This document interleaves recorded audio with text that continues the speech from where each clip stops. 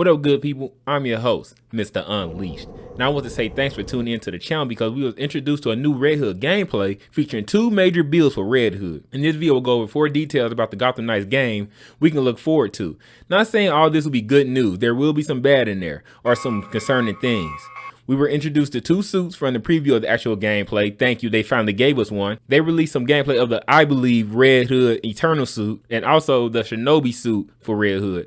The Shinobi suit looked a little different from the suit reveal, so maybe there was a little mix and matching going on with the suit and the mask. The double character gameplay overall was not bad. It showed some really cool moves from Red Hood, which will be talked about more in this video. While the demonstration was okay, the character personality when he was talking was not cutting it for me. So could this game be heading in the right direction since it has been announced that the game has went gold? Let's get into this. Welcome to Mr. Unleashed World.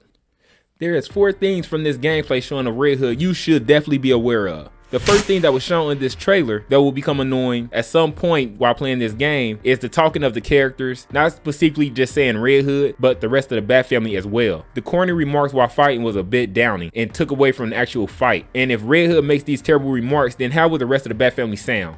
Will it be a lot of bullcrap jabber coming from their mouth that will get real redundant, or will it actually fit into the gameplay? I highly doubt it fits into the combat gameplay. I can just imagine hearing the same words out of each character a lot through the game. Maybe, and I am sure it will get to a point where we no longer bothered by the hearing of it, but in the trailer I couldn't help but zero in on the commentary during the fight. It was horrendous. It was loud, and it seemed like when they started to talk it was out of place or missed their cue to come on and start saying something during the fight. And it will probably be more refined by release, at least I hope so.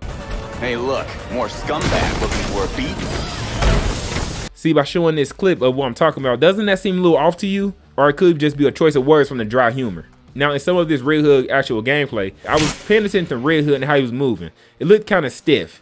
The character movement was not loose, and I want to chop it up to the big bulky size of Red Hood. So I went back and watched the first fight of Red Hood gameplay, and it was the marksman build that made him move a little stiff, in my opinion. And this character build used more guns than the second character build in the second fight when they're showing the brawler version. The brawler build was way more smooth, so it makes me wonder if the brawler build is what gives Red Hood more precise movement and agility. The brawler version was definitely more hands-on and stronger than the marksman build, and instead of using his powerful gun abilities, he used more of a melee attack power-up like the speeding shoulder charge. I am sure this type of difference of how you build your characters will affect the Gotham Knights in some way depending on their talents. The trailer did a good job on portraying how much of a difference these builds will make and have an impact on the gameplay of the character and the strength of their abilities. During the new Red Hood gameplay, Jeff Eleanor made a point to the builds of Red Hood. And he's got the best grab and throw mechanics in Gotham Knights, sort of brutal hand-to-hand focused skill tree. So if you're into that style of play, it's a great place to invest early to get the most out of Red Hood. So I am sure the experience points go towards building the build of your favorite character, but do it work across all heroes to the point you unlock one level of the skill tree for one character and it unlocks for all characters? Or do you still have to spend XP on those character skill trees separately? And what I've read, it sounds like they will be unlocking the skill trees at the same time as you progress through the game, but building that character specific build will still take XP that is won in the game as you complete tasks and story missions. Anybody else have an opinion on how these builds will work if characters level up at the same time through game progression? So in that video of Red Hood, at the end, they said they will be releasing information on skill trees soon. Hopefully we get an exact answer on how this will work. If you notice, Red Hood shows some pretty cool skills out there fighting crime. First, we seen the charge up gun attack. Now I have a problem with this move, and not so much the move, but how the enemies reacted. They literally sat there and watched him power up for this move. So I wonder if when he does this move, do time slow down? Then we see a new move, which was the shoulder charge that required a power up as well. Which brings me to the question, how difficult will it be to defeat these enemies? Or will they just be standing around being punching bags? The only thing I can think of that will cause this to be such easy gameplay is the difficulty of those 2 missions that it was showing in the gameplay. The next fight down the street, the game was more intentional with their attacks, and there was a lot of dodging bullets involved for Red Hood in the second battle. Also, it's good to keep in mind that these are 2 high-level Red Hood builds, so it could definitely make a fight look easier than it is. Now remember to hit one of those engagement buttons to rate this content. Thanks for the feedback.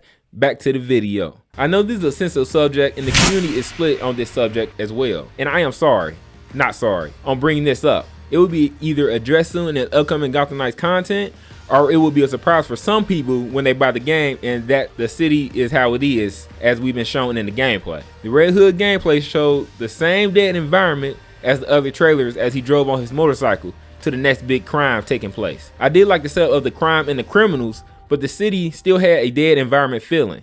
We was told there is a nightlife in Gotham. So when do we get to see that? A lot of people is sticking to the point that each part of the map will have different population levels.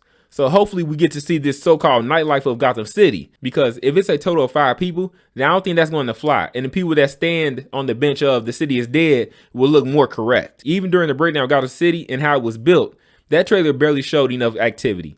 But then again, does it really matter to gamers that the city's alive or active? Are you okay with it being a malpopulation city? I am not okay with it to start things off. Gotham Knights is cranking out the content hard, so make sure to subscribe for more Gotham Knights news. Welcome to Mr. Unleashed World.